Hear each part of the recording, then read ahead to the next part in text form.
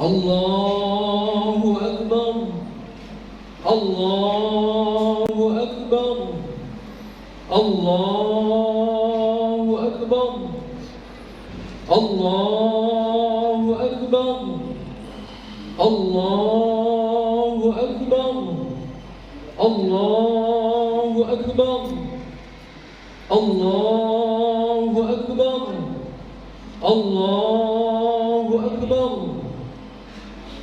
الله أكبر كبيرا والحمد لله كثيرا وسبحان الله بكرة وأصيلا لا إله إلا الله وحده صدق وعده ونصر عبده وأعز جنده وهزم الأحزاب وحده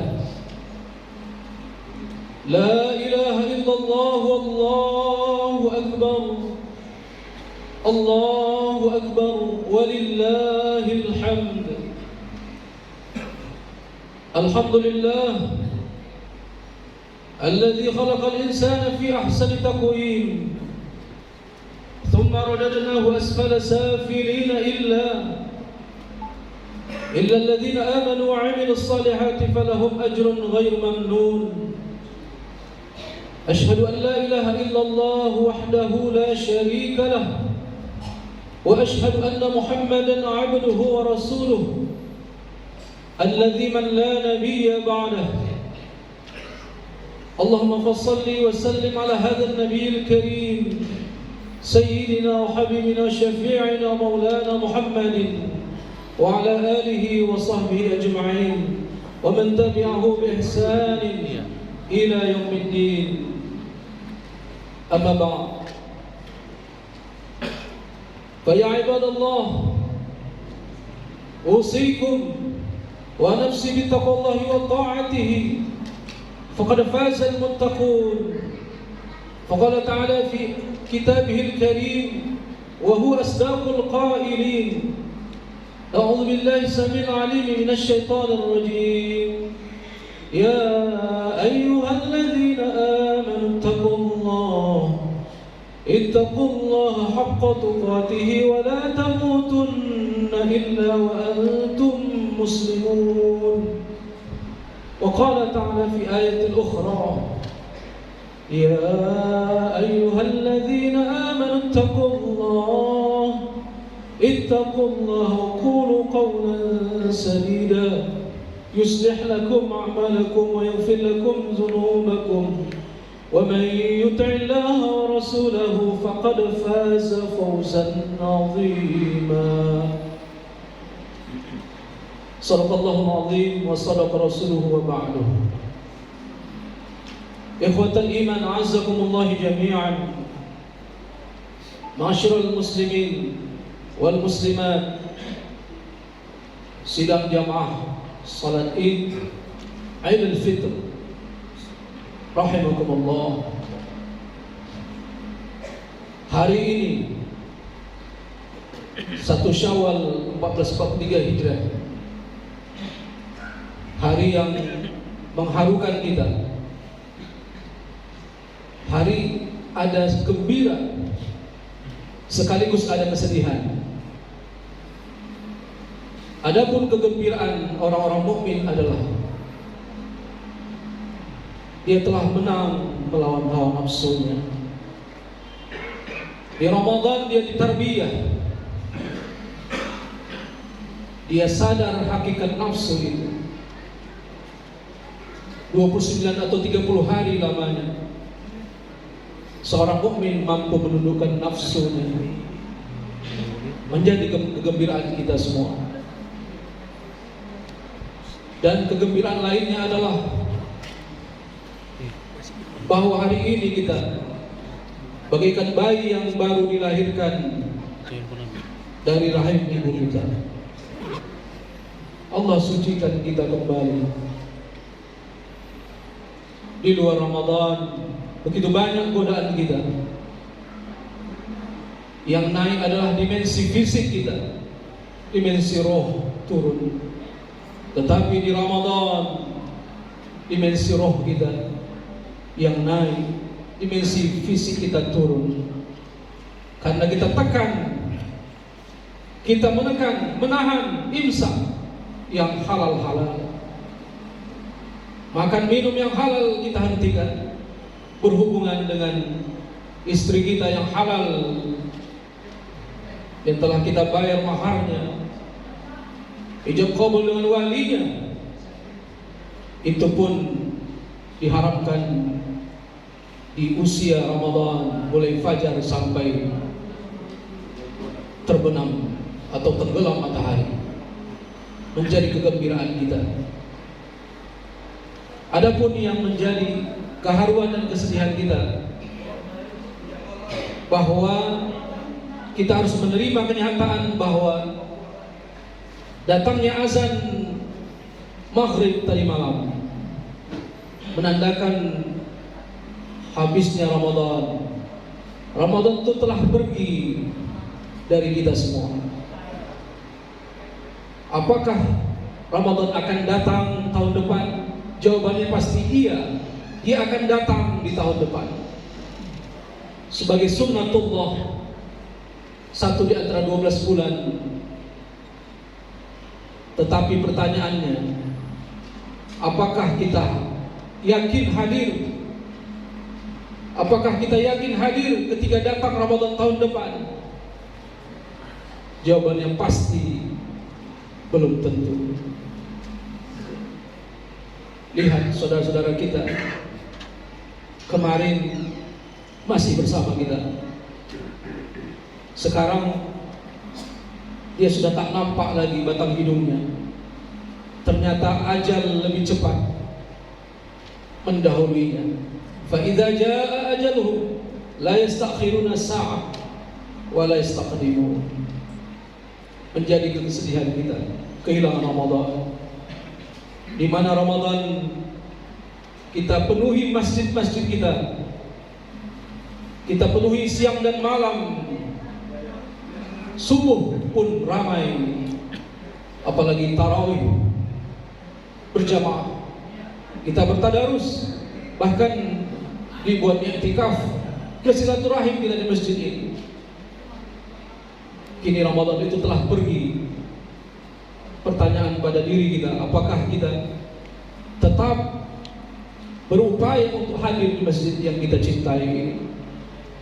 Tentunya kitalah yang tahu apa niat kita masing-masing. Semoga Allah kuatkan kita. Kehilangan Ramadan, kalaupun seorang mukmin Allah tambah umurnya, Allah panjangkan usianya, berhusnuzon seorang mukmin akan tambah amalnya. Kalaupun dia tak sampai di Ramadan yang akan datang, berhusnuzonlah kepada Allah. Mungkin Allah stop dia untuk kemaksiatan, agar Allah bisa mengampuni dia nanti di yauma la yanfa'u malun wala banun illa man atallaha biqalbin salim. Kesedihan berikutnya, di hari ini terbayanglah wajah dan senyuman orang-orang yang pernah hadir bersama kita. Ada seorang wanita yang kita tumpangi rahimnya 9 bulan 10 hari lamanya. Tidur dia tak nyenyak, karena dia menyenyakkan tidur kita. Makan dia tak mau kenyang, karena dia ingin upayakan anak-anaknya yang kenyang dulu. Kadang-kadang dia malu ketika kita meraung-raung di tengah pasar, semua mata memandang kepada wajahnya. Malu dia gara-gara kita. Bersiap dia salat duha, ternyata kita kencingi mukenanya, batal dia salat duha. Mau dia salat tahajud, dia bangun malam, tapi kita merengek-rengek sejak malam hingga subuh. Ibadahnya pun kurang. andai wanita itu adalah ibu kita, mama kita. Sejak kecil kita dipeluk, didodoi, ditimang-timang, dipeluk cium. Kalaulah pulang daripada sholat Id ini, andai dia masih ada sepulang sholat Id dan mendengarkan khutbah kita ini, hampiri dia, peganglah tangannya, kejuplah tangannya, belikan makanan kesukaannya, dan peluklah tubuhnya yang sudah rapuh dan ringkih. Tetapi sebagian tak bersama kita lagi. Yang hanya bisa kita datangi adalah pusaranya sambil berdoa, Rabbighfirli wa liwalidayya warhamhuma kama rabbayani shaghira. Ada seorang laki-laki hitam legam tubuhnya. Kadang-kadang ketika dia kerja dimaki orang dia, dihina orang dia, tapi dia bertahan. Laki-laki itu bertahan agar anak-anaknya bisa sekolah, agar anak-anaknya bisa makan. Tak peduli hinaan orang. Laki-laki itu tak pernah mengeluh di keluarganya, di depan istri dan anak-anak tak pernah mengeluh. Keluhannya hanya kepada Allah Subhanahu wa ta'ala. Dialah ayah kita, bapak kita. Dia santuni, ulurkan jajan, uang jajan melalui lembutnya tangan ibu. Dari jauh dia tersenyum melihat anak-anaknya. Tapi kalau didekati wajahnya tegas.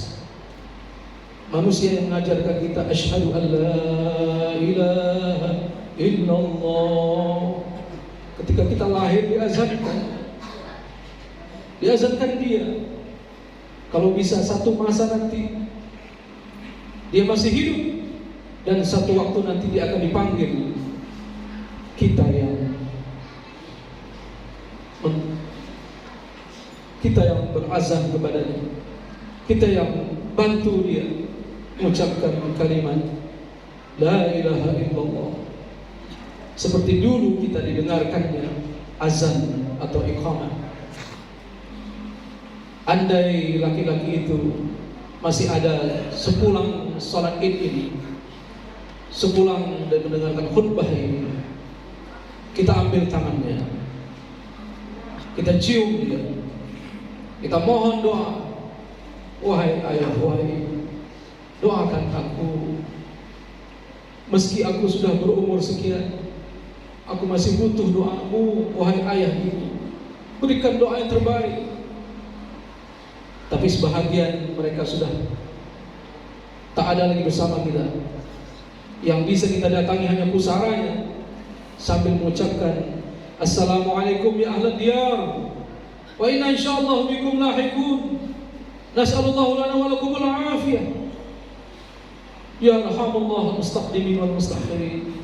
Wahai para penghuni kubur, selamat sejahtera atas kamu sekalian. Kami pasti menyusulmu.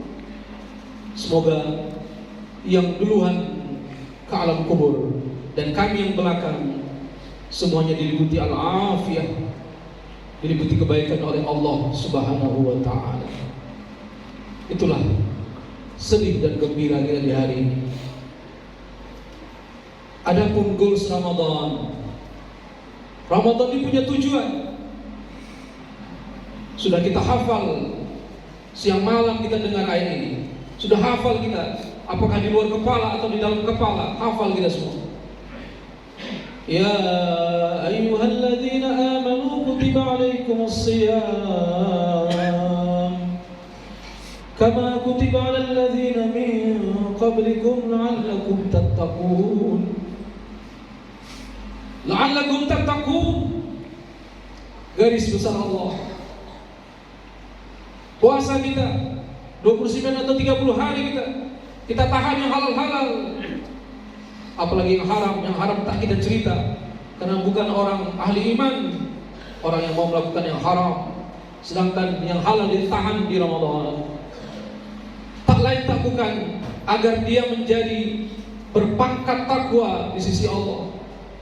Pangkat yang mulia, bukan profesor, bukan jenderal bintang sekian, bukan ini dan itu, tapi di mata Allah, di sisi Allah, orang yang bertakwa. Tadi imam kita bacakan, inna akramakum indallahi atqakum. Orang yang paling mulia di sisi Allah adalah orang yang berlevel takwa. Takwa sama dengan takut. Kata Nabi SAW, at-taqwa hahuna, at-taqwa hahuna, at-taqwa hahuna. 3 kali Nabi katakan, takwa itu di sini, takwa itu di sini, takwa itu di sini, takut itu di sini, takut kepada Allah itu di sini. Seberapa besar takutmu kepada Allah, takut kita kepada Allah di sini. Seolah-olah hanya kita dan Allah yang tahu seberapa besar takut kita kepada Allah. Puasa menciptakan orang yang takut kepada Allah. Seorang suami yang takut kepada Allah, dia tak akan biarkan istrinya buka aurat, nampak rambutnya di tengah jalan sana, di pasar sana. Seorang ayah yang takut kepada Allah, dia akan mengajari anaknya. Dia tak akan biarkan anaknya ke sana kemari, tak tentu arah tanpa bimbingannya. Itu kalau ayah yang takut kepada Allah. Kalau seorang anak yang takut kepada Allah, produk dari Ramadan, dia menjadi anak yang tidak durhaka kepada orang tuanya. Kalau seorang ulama yang takut kepada Allah, pasti dia amanah dengan fatwa-fatwanya. Anggota DPR yang takut kepada Allah, pasti dihasilkan produk-produk yang tidak meresahkan rakyat. Seorang sultan negeri, pemimpin, penguasa negeri yang tidak takut kepada Allah, yang takut kepada Allah, pemimpin itu takut kalau dia melaksanakan apa yang diperintahkannya.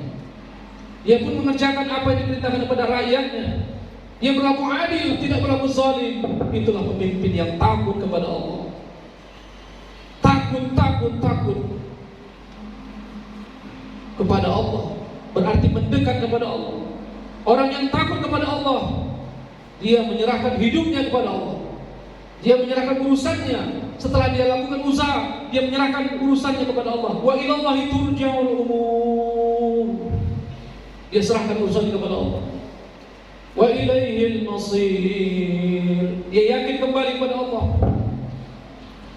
Orang yang takut akan menyerahkan semua urusan kepada Allah dan hanya menggantungkan harapan kepada Allah. Kita harus menggantungkan harapan kita kepada Allah. Kalau kita sebagai suami menggantungkan harapan kepada istri, na'udzubillah, istri bisa selingkuh. Kalau kita menggantungkan sebagai seorang ayah kepada anak, menggantungkan harapan kita untuk masa depan akhirat kita, kita hanya menggantungkan anak kepada anak-anak kita, sedangkan kita tidak beramal, maka anak kita pun bisa menjadi anak durhaka. Na'udzubillah, subhanallah. Kita gantungkan harapan kepada jabatan, jabatan pun akan tergantikan. Bahkan ketika menjabat kita, orang lain pun sudah mengikuti kita. Kapan kita silap? Na'udzubillah. Gantungkan harapan hanya kepada Allah. Kepada harta yang banyak kita gantungkan harapan kita. Aku kemana-mana bisa, mau apa saja bisa karena hartaku banyak. Jangan gantungkan kepada harta, karena harta akan binasa. Kita gantungkan harapan kepada penguasa, karena kita dekat dengan penguasa. Dia pun pada saatnya akan lengser, karena ada aturan dalam negara.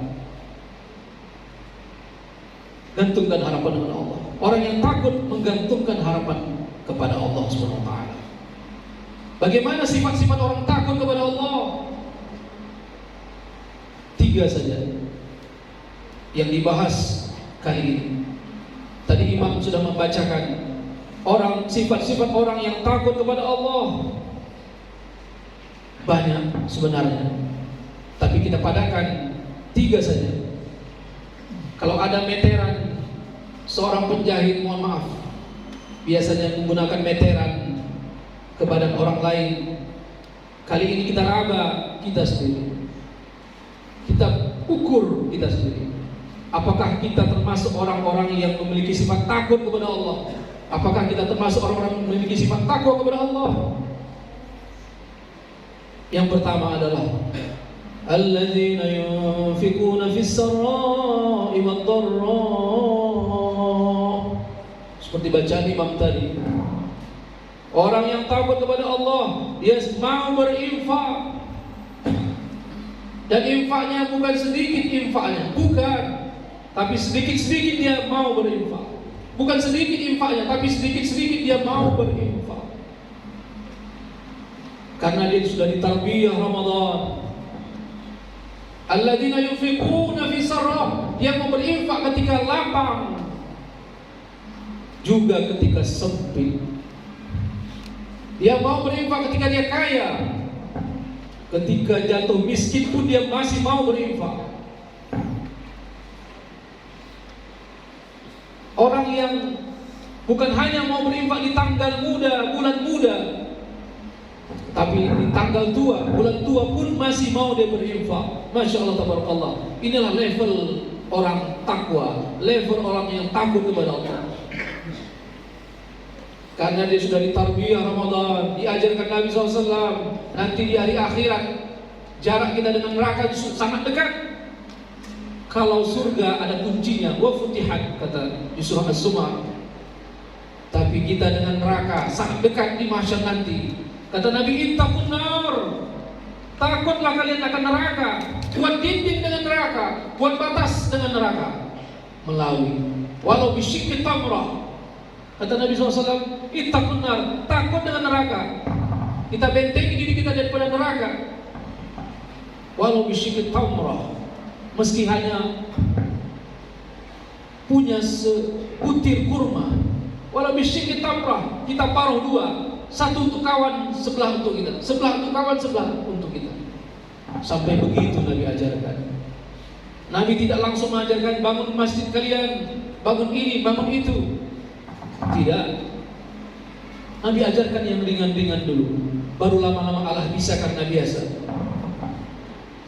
Kata Nabi SAW, idza tabbahta di Ramadan, idza tabbahta fa'akthir ma'aha. Kalau engkau masak gulai ayam, gulai ikan, kolak pisang, kolak ubi dan sebagainya, idza tabbahta fa'akthir ma'aha, banyakkan kuahnya. Awalnya dulu mengantarkan kuahnya, dulu, sehingga yang diantar pun heran, mana ini ubinya, mana pisangnya, ini gulai ayam, ayamnya mana, ini gulai ikan, ikannya mana. Nabi suruh antarkan kuahnya. Lama-lama diantarkan semua. Yang dimasak itu dihantarkan ke masjid, dihantarkan ke tetangga, dan dihantarkan kepada orang yang butuhkan. Bahkan kata Nabi SAW diajarkan di Ramadan, man fattara sha'iman kana mithlu ajri. Orang yang memberikan bukaan puasa kepada orang yang berpuasa, dia akan mendapatkan pahala puasa orang yang diberikan bukaan itu, dan tak mengurangi pahala orang yang berbuka itu. Masya Allah, tabarakallah. Nabi ajarkan sedikit. Lama-lama kayak Nabi di tahun kematiannya, pada saat haji wada, haji perpisahan, tahun kematian Nabi menyembelih 100 ekor unta, yang 60% disembelih Nabi sendiri, 30% disembelih oleh sepupunya, sahabatnya, menantunya Ali bin Abi Thalib radhiyallahu anhu. Masya Allah. Orang yang mau berinfak di level takwa adalah kapanpun dia mau berinfak, tak tunggu waktu dan kondisi. Pada saat kondisi dia lemah, pada saat dia susah, pada saat dia lapang, dia tetap berinfak. Alladzina yunfikuna fis sarra wad dharra. Nanti di akhirat orang yang dititipi harta itu akan tanya sama Allah, akan ngadu sama Allah, akan berteriak kepada Allah, Mali, mana hartaku ya Allah, hartaku ya Allah. Dulu aku punya kebun sejauh mata memandang, Dulu aku punya ini, dulu aku punya emas, permata yang banyak, kusimpan dalam lemari. Orang-orang yang tinggi harta akan mengatakan, mereka ingat begitu banyak hartanya di dunia. Dia tanya kepada Allah, harta akan sirna. Ma'akala fa'afnaita. Harta yang kita gunakan, kita beli makanan, pasti akan kita busukkan. Pasti akan kita busukkan. Pada saat dia hidup sudah dibusukkan di lambungnya. Pada saat dia mati pun, daging itu pun akan menjadi makanan cacing. Kecuali orang-orang yang dipelihara Allah, seorang hafiz Quran, seorang jasad para rasul, para nabi, dan orang penghafal Quran dan mengamalkan Al-Quran. Dipelihara Allah, jasadnya dimakan ke cacing tanah. Yang lain dimakan cacing tanah.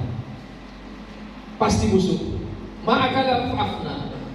Yang kita pakai harta untuk beli makanan, untuk perut sejengkal, pasti busuk. Seorang yang 1 bulan dia konsumsi beras 10 kilo, setahun dia habiskan kira-kira 100 kilo. Kalau usianya 40 tahun, dia habiskan 4 ton beras, dia busukkan 4 ton beras. Masya Allah, tabarakallah. Ma'akala fa'afnaita. Yang kita makan akan busuk. Wa ma labisa fa'ablaita. Wa ma labisa fa'ablaita. Baju yang indah yang kita pakai, mukena yang indah, kain yang indah, akan usang, akan lapuk, akan lekang dia pada masanya nanti. Awalnya indah, cantik nian, sehingga orang pun melihatnya ingin memilikinya. Lama-lama dia pun akan lapuk. Harta yang kita gunakan untuk beli pakaian, dia pasti akan lapuk. Wa ma tasaddaqa faqada fa'amdaita. Tetapi apa yang kita infakkan, kita hantarkan kepada anak yatim di sebelah rumah, tak bisa sekolah, meninggal ayahnya, jadi yatim dia, putus sekolah dia, disekolahkan oleh tetangganya yang kaya. Apa yang kita hantarkan ke masjid ini, infak tiap malam Ramadan, infak subuh, memberikan AC yang rusak diganti, dan sebagainya dan sebagainya. Wa ma tasaddaqa fa'daita. Apa yang kita gunakan harta itu untuk di jalan Allah, itulah yang kekal bersama kita. Dia ikut membela kita di alam kubur, bahkan menjadi pembatas sebanyak zakat dia, sebanyak infak dia, menjadi pembatas dia, menjadi dinding dia dengan api neraka. Sifat pertama, orang yang takut kepada Allah. Kenapa orang menjadi bakhil? Kenapa orang menjadi bakhil? Orang yang ditipu harta tapi dia bakhil.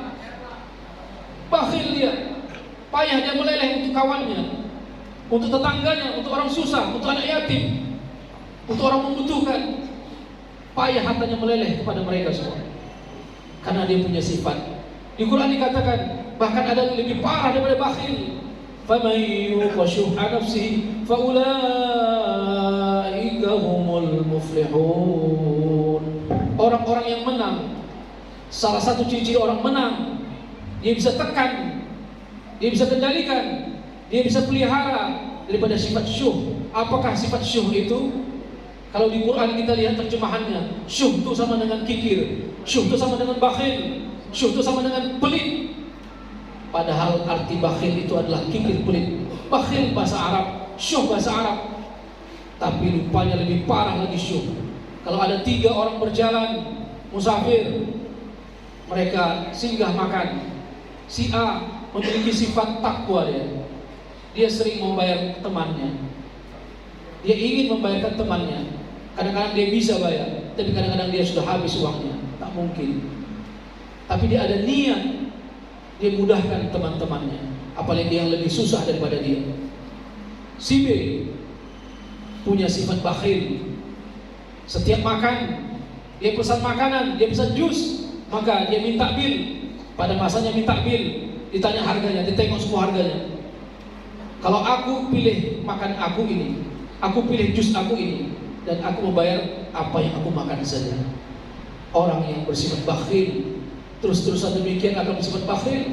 Dia tak perlu orang, dia tak mau bayar orang, dia hanya mau dirinya saja. apa yang dibelanjakannya untuk dirinya saja. Tapi si C sifatnya syuh, lebih parah daripada bakhil. Bahkan bukan hanya makan yang dia pesan, jus yang dia pesan, bukan hanya makanan orang yang senantiasa membayarnya. Si A, si B kadang-kadang membayarnya, si A yang membayarnya, si B tak mau. Dia punya uang ketika itu untuk bisa membayar temannya, tapi dia tak lakukan. Bahkan makanannya pun, jusnya pun yang dibelanjakannya, ditengok bil, lari dia ke belakang. Dia ingin harapkan orang membayarnya. Masya Allah. Bukan hanya dia tak mau bayar makanan kawannya, makanan dia pun tak mau bayar. Itulah kakak kandung daripada bakhil, syuh. Faman yuqashuha nafsihi faulaika humul muflihun. Orang yang menang adalah mengendalikan syuhnya. Fa'alhamaha fujuraha wa taqwaha. Kita semua dihilangkan Allah sifat takwa ke arah takwa, dan sifat fujur ke arah maksiat kepada Allah. Nauzubillah summa nauzubillah. Tinggal kita kembangkan. Tinggal kita pilih mana. Apakah fujur kita, nauzubillah, atau sifat takwa kita kedepankan. Yang kedua, al-kaziminal ghaib. Sifat orang yang takut kepada Allah, kaziminal ghaib. Orang, kalau kita baca artinya terjemahan, orang yang menahan marah. Salah satu sifat orang yang takutnya kepada Allah, orang yang takwa kepada Allah. Kaziminal ghaib dalam bahasa Arab dimaknai bahwa kalau orang Arab dulu belum ada plastik, belum ada industri plastik, atom dan sebagainya, mereka gunakan kulit kambing sebagai tempat menampung air. Kulit kambing itu sudah disamak, dibersihkan dari daging, tulang, darah, dan sebagainya. Kemudian dibersihkan, kulit kambing itu dijahit. Itulah untuk menampung air. Maka maksud ayat ini, al-kaziminal ghaib, adalah orang yang bersifat takut kepada Allah. Orang yang sifat takwa adalah bagaikan air dalam kulit kambing, namanya kirbah. Kirbah itu kulit kambing tadi yang sudah disamak, dibersihkan dari daging, tulang, menjadi tempat menampung air. Diikat dengan tali kuat dia. Sebagaimana kokohnya kirbah itu menahankan air, begitu juga kita. Maksudnya orang yang takwa itu, orang yang takut kepada Allah itu bersifat menahan marah. Maksudnya bukan tak marah sama sekali, marah pada tempatnya. Maksudnya marah dia tidak meledak-ledak, marah tak keluar kebun binatang ini itu dan sebagainya. Marahnya tak menunjuk-nunjuk, marahnya tak membentak-bentak, tak keluar kata-kata kasar. Itu maksud daripada ayat ini. Yang terakhir adalah sifat orang yang takut kepada Allah. Orang yang takut kepada Allah, sifatnya adalah al-afina 'anil nas. Dia maafkan orang. Dia maafkan orang bahkan sebelum orang minta maaf kepada dia.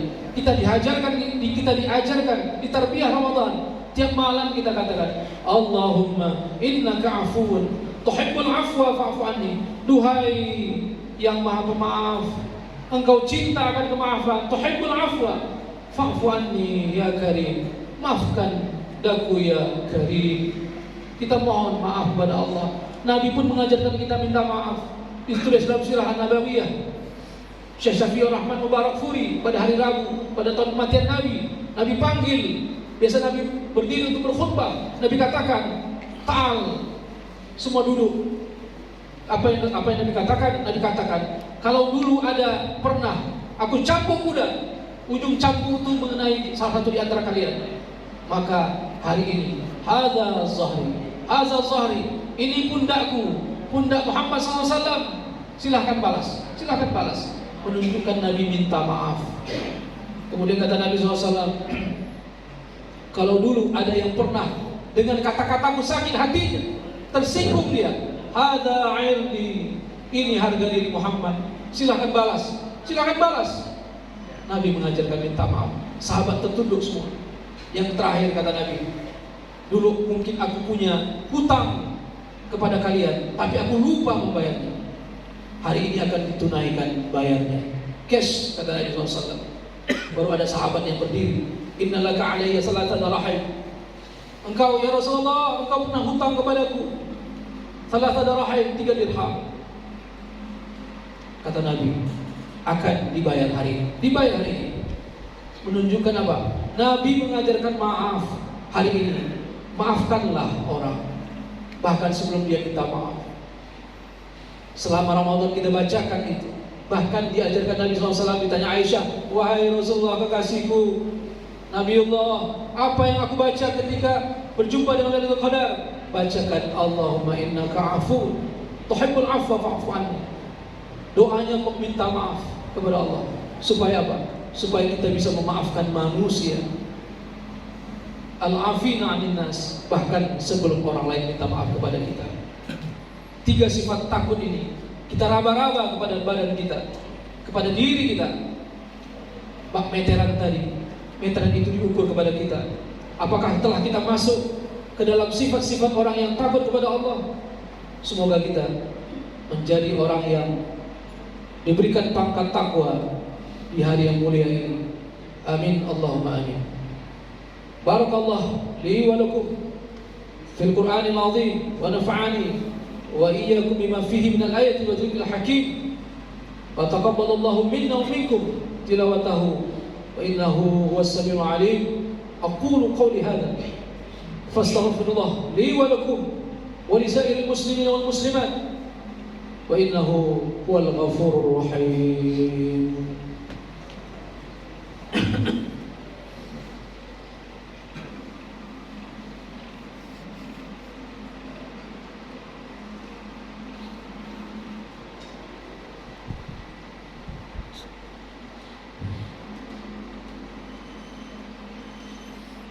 Allahu Akbar, Allahu Akbar, Allahu Akbar, Allahu Akbar, Allahu Akbar, Allahu Akbar, Allahu Akbar kabira, walhamdulillahi katsira, wa subhanallahi bukratan wa asila, la ilaha illallah wahdah صدق وعده ونصر عبده وأعز جنده وهزم الأحزاب وحده لا إله إلا الله والله أكبر الله أكبر ولله الحمد.